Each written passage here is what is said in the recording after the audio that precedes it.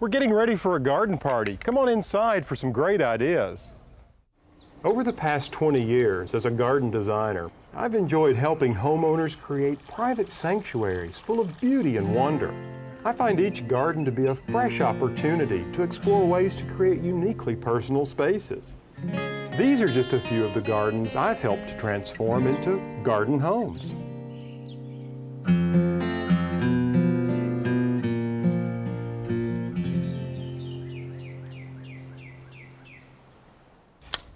Hi, I'm Alan Smith. Welcome to the Garden Home. Today's show's about outdoor entertaining. We're going to have a garden party.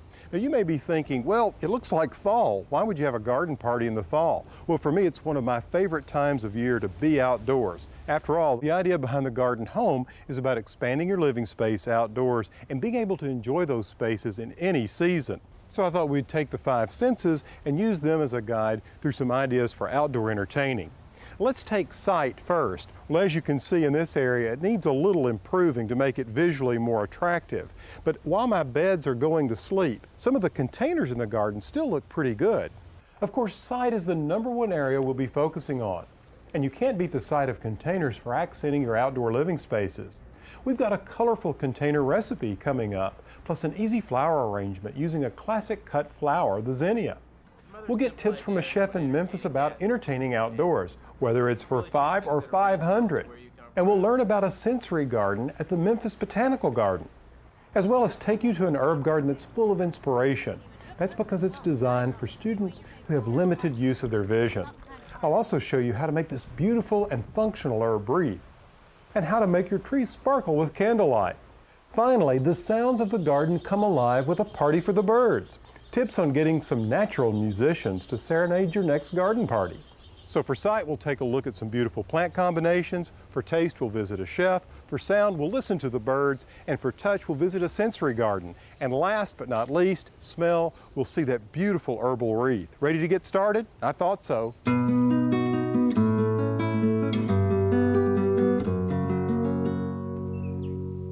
The beauty of the garden can certainly be appreciated visually. But if you've ever brushed up against aromatic herbs like rosemary or lavender, you know that our senses of smell and touch are equally important.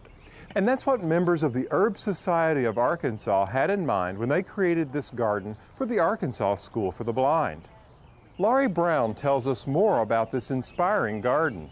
The garden at the School for the Blind was built in 1964 and was donated by Elizabeth Blass for the benefit of children who have limited vision.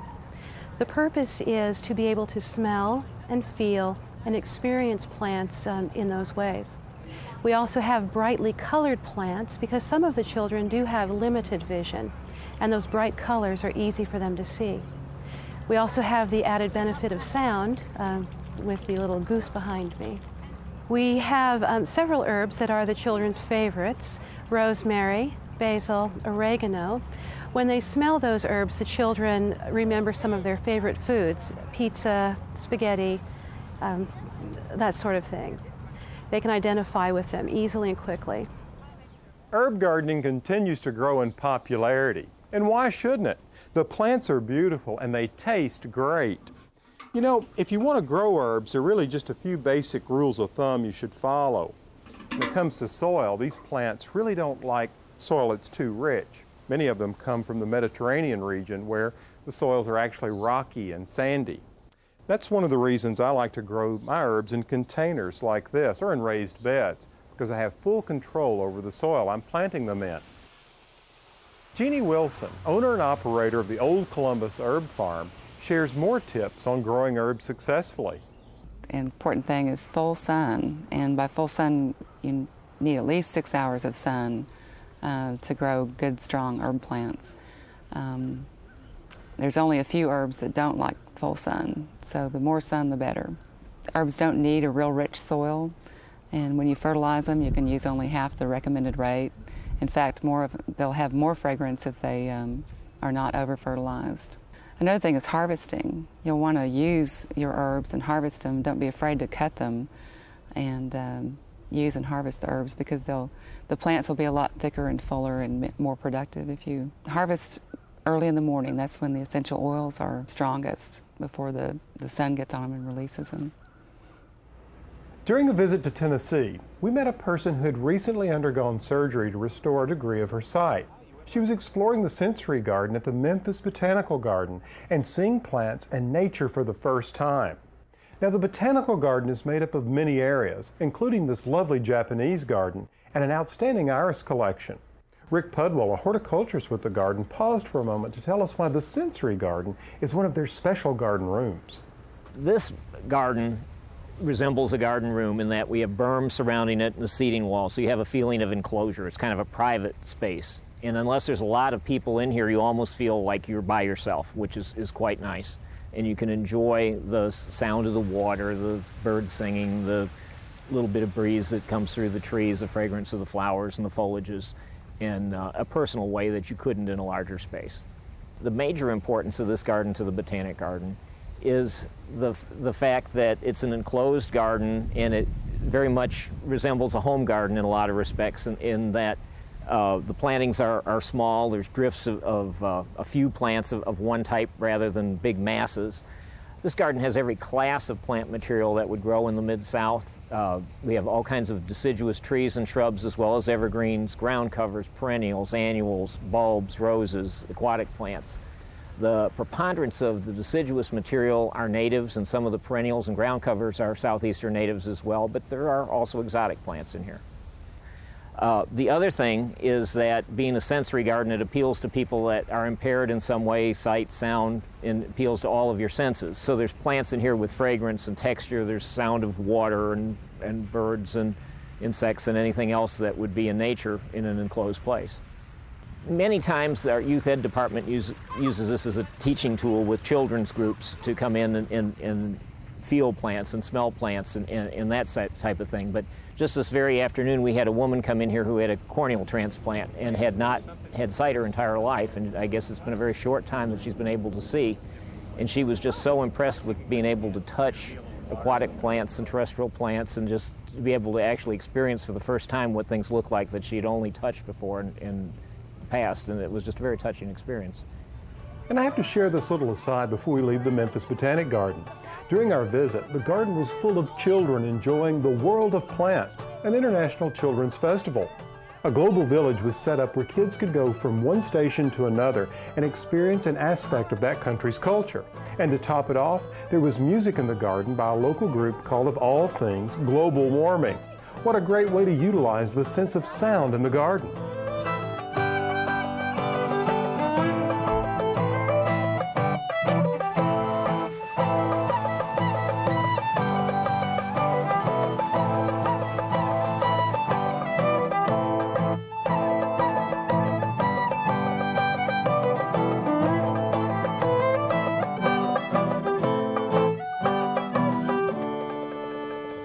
You know, I'm always looking for ways to bring melodic sounds into the garden.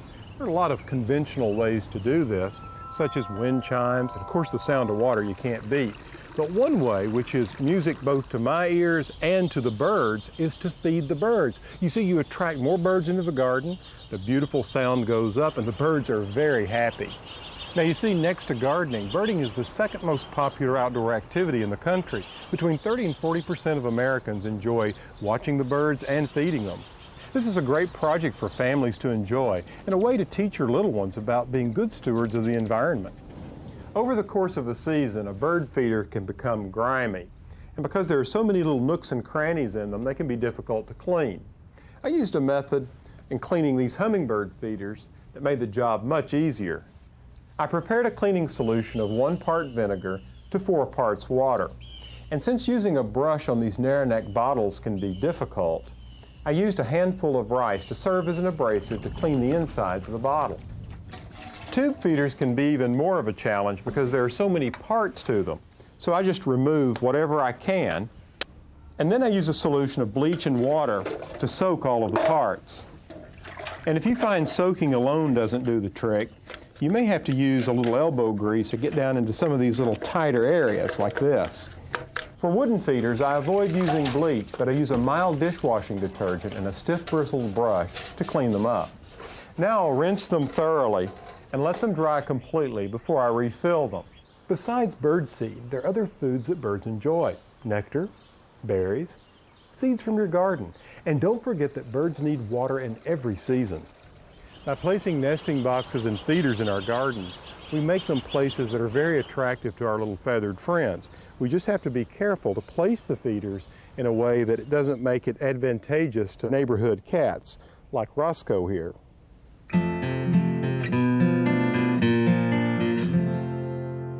The Bluebird House, and this is one that has been used on a golf course, and it's a little weathered, so we've replaced it.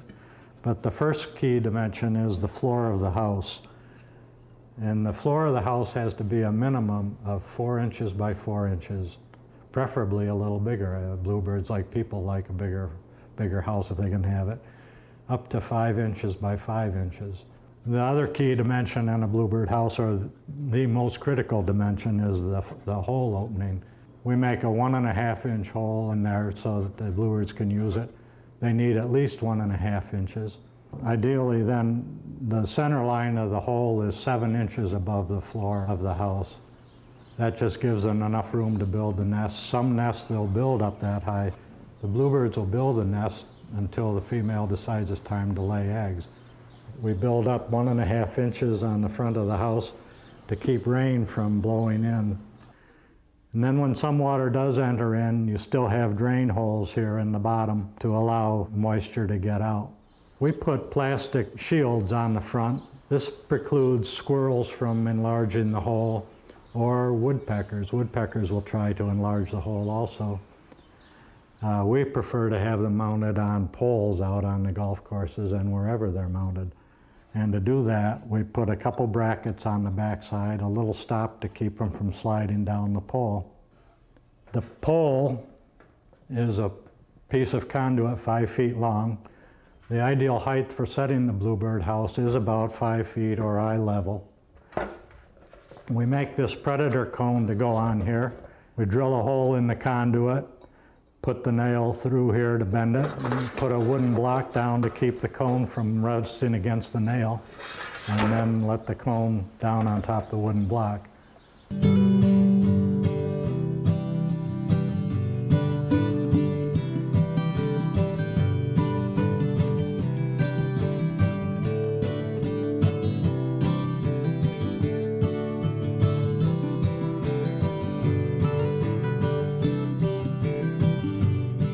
This is such a great time of year. I have to tell you, mid-September through October and well into November is a great time to be out in the garden. Now, one of the things that I try to do when I plant my flower displays, and even though they're going to sleep, you can see there's still lots of color here, is I try to integrate things that will be beautiful in the fall. By using something like this Persian shield, which is a great foliage plant, and planting it alongside this Mexican sage, you get a dramatic result. And then you throw in a penta like this, the Egyptian starflower, you'll have bloom until the first frost. I have to say it's always been important to me to have some form of a cutting garden, even if it was just one of my raised beds in my vegetable garden. Earlier this year, I grew a green zinnia called Benari's Giant Lime. Now, aren't these great looking and fun? I cut a bundle of them along with some soft green hydrangea blooms and created a nice mixed bouquet. All of these shades of chartreuse and lime and soft green really come together quite nicely, don't you think?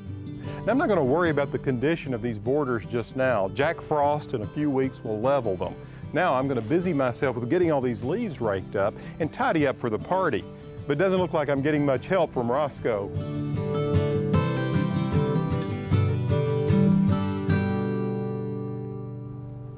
Now, just because the season has changed and the temperatures are cooler doesn't mean you shouldn't enjoy dining outside. It's one of the best ways to celebrate the season.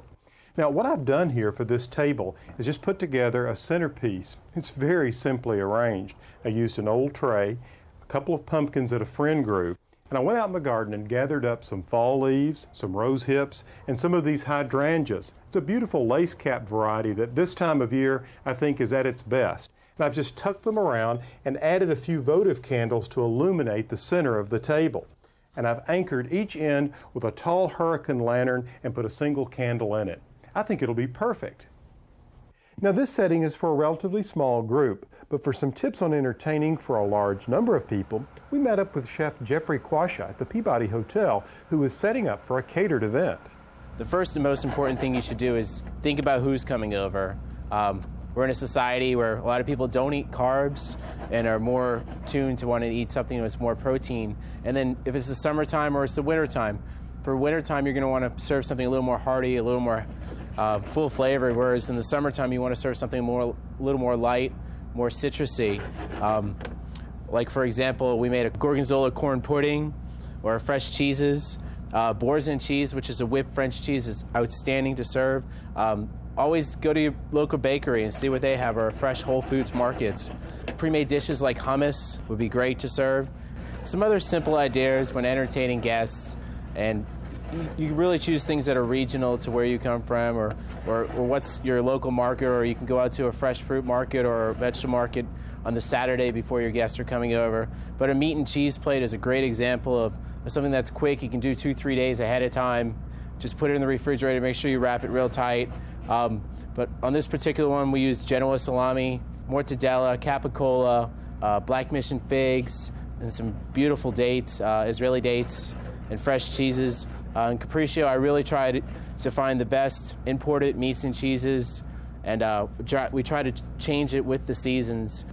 Another great idea for entertaining, which I think is a really good wow factor for your friends. And this is something simple, and a lot of people, they really like to do things themselves. And by getting your guests involved, and it really takes the party from being your party to their party. And a bruschetta party is actually a really good idea. Just come up with a couple different toppings. You don't even have to make them yourself. It could be something prepared, but a simple tomato onion bruschetta with fresh vegetables and fresh herbs, a baby shrimp with a Thai chili mango sauce, and a roasted eggplant with artichokes is another just examples. It doesn't have to be fancy, but the more you have and the more different toppings that you have, it's kind of like a pizza party. Your guests are going to get involved and they're going to really talk about it. And if you give them a memorable experience, then they're going to want to come back for another party. But this is just really simple ideas for entertaining.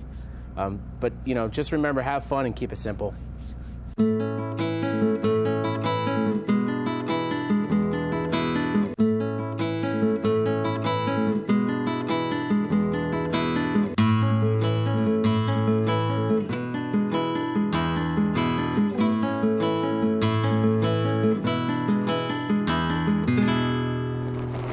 It's interesting how we've come to associate certain colors with the various seasons.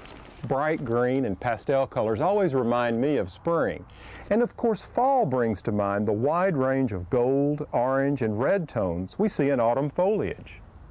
I'm using some of these colors in this fall container I'm planting. I always like to add a little seasonal touch to the garden. In this composition, I've chosen a bold canna called Tropicana.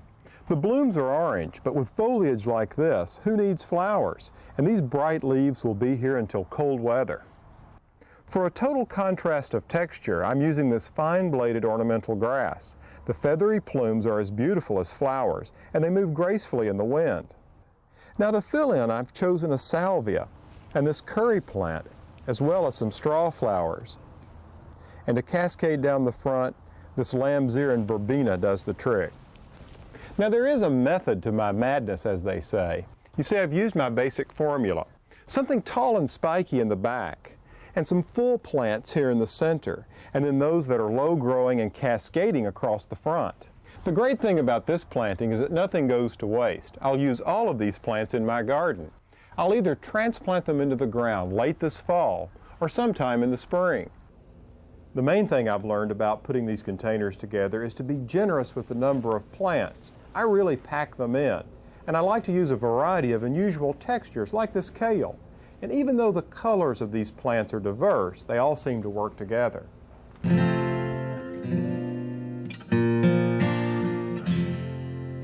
In this show, we've taken a look at the senses, the sight of beautiful color in a container, the sound of birds in the garden, tips on getting the taste of delicious food at your next party from a Memphis chef. We've seen how a garden feels by exploring an herb garden with students who are visually impaired. That just leaves us with the sense of smell. And for this, I thought I'd show you how to create this herb wreath, a perfect welcome to your home or garden when you plan to entertain outdoors. It's really simple and makes a fantastic natural ornament for any door or wall. First, find a wire wreath frame and begin placing sheet moss all around it. Make sure you cover it well so you don't have any thin areas. Push down in the middle of the moss, making a sort of trough or depression. Then take some potting soil and fill in this area you've made. Now this is the time you'll want to apply some slow-release fertilizer. You see, this fertilizer does just as the name implies. The granules slowly, gently release the nutrients into the soil, ensuring healthy growth. Then position the cover of the wire frame, making sure to snap it closed so everything doesn't come tumbling out when you hang it. Now's the part when you have to be creative. I started by placing in some variegated sage, then some thyme, and then next to that, oregano, and then rosemary. Be sure to mix it up for a beautiful garden ornament that's truly from the garden.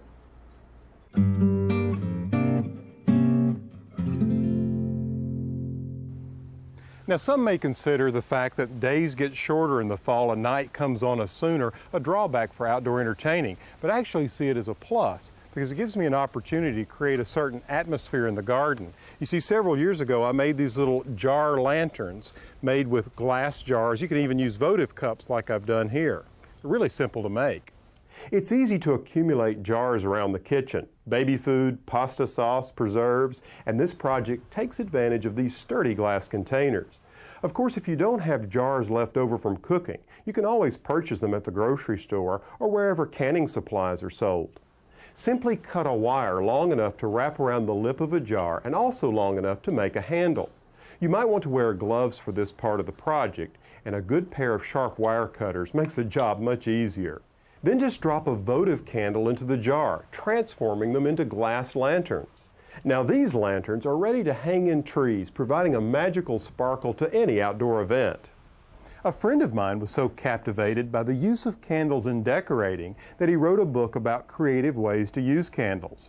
The basis of the book was, of course, candles and flowers, and I think when people decorate their home, they're doing that to show people that they care about them, that they want them to have a good time and be comfortable in their home.